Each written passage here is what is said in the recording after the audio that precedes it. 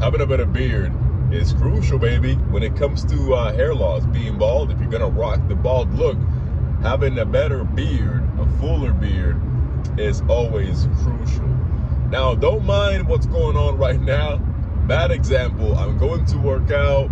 It's a Thursday. I haven't really shapen up my beard, or you know, my mustache is a little long. But my point today is, I will soon be 30. All right. I won't say when, but let's say in a few months I'm gonna be 30. It's a big deal for me, and I just want to say that now that I'm 30, basically, is when I see a fuller beard. Now, what am I trying to say with that? Genetics appears and it manifests in each person differently, right? I always knew I was gonna have a beard because when I was a teenager, I could tell I had a lot of I had really long what do you call this shit? That shit that Elbit has. What do you call that? Those panels on the side. Fuck it, I don't remember the name, but sideburns. So when I was a teenager, I had really thick sideburns. So I was like, what the fuck? What is this? And so my thought process was like, okay, I guess I might have a beard. Mind you, my father never had a beard, so it's not like I could be like, oh, I know I'm gonna have one. I wasn't paying attention to that.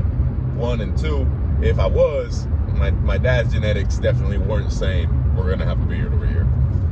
It wasn't until I had I have an older brother, and it wasn't until I was seeing him when he first had the chance to grow his beard, and I was seeing how thick it was. I was like, whoa. And mind you, till this day, his beard is thicker than mine's. Like his goes all the way up here. So I know he has stronger genetics when it comes to facial hair, but I do have pretty strong genetics in that department too. I'm saying all this to say that I guess part of it is me rambling, but yes, having a beard is, I would say, is important. The only moment when it may not be so important is if you have a very aesthetic face, right? Like if you have high cheekbones and a very sharp jawline, you might be actually better off not having a beard, or you just have the flexibility to have a beard or to not have a beard.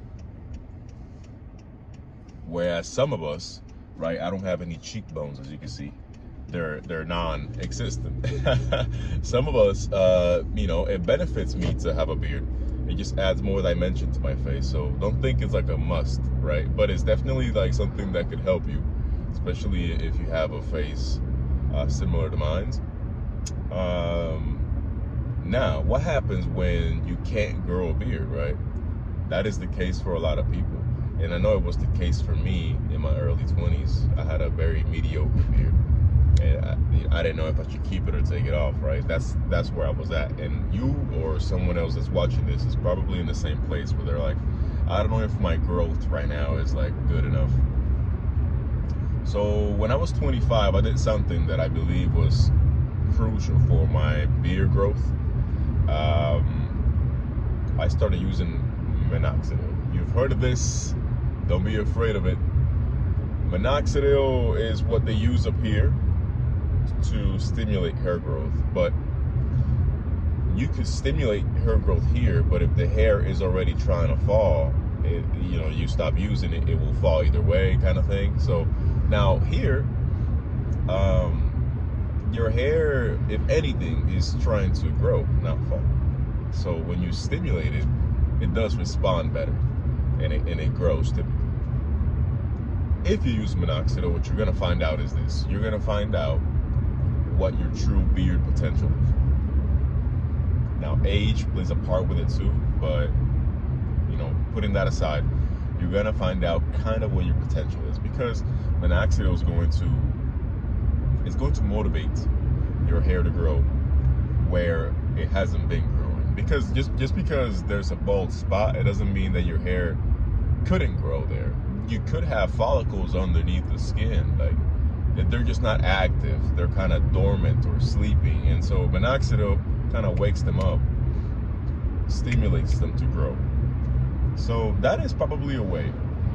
But I'll tell you this, if you're gonna use minoxidil, you really have to stick with it. I have a lot of people ask me on my Instagram, how do I get the beard and whatever, and so when I tell them the routine, they're like, oh really, like that much? Yeah, like I used to, I don't do it anymore because I'm okay with what I got, but I used to wake up early, wash my face, apply minoxidil, go to work like that, and then come back from work at night when I'm gonna go to bed, wash my face again, apply minoxidil, and go to bed. Morning and night, morning and night, morning and night. And so doing that steadily for a year and a half, it's not everyone's cup of tea. So like everything, you have to figure out if this is something that's worth it to you. If it not, then obviously you're not gonna go through it. But I did it, and I still use it today. I use it at night only now, just to keep on stimulating whatever I can. But yeah, that's what it is. If you want me to go into more detail, let me know. I will make a video that's more detailed. I would even apply it and show you how to do it. I prefer the foam, by the way. If you don't want to wait for that video, you can just buy the foam, not the liquid, and I'll explain why in that future video if I ever make it. But that is that, guys. So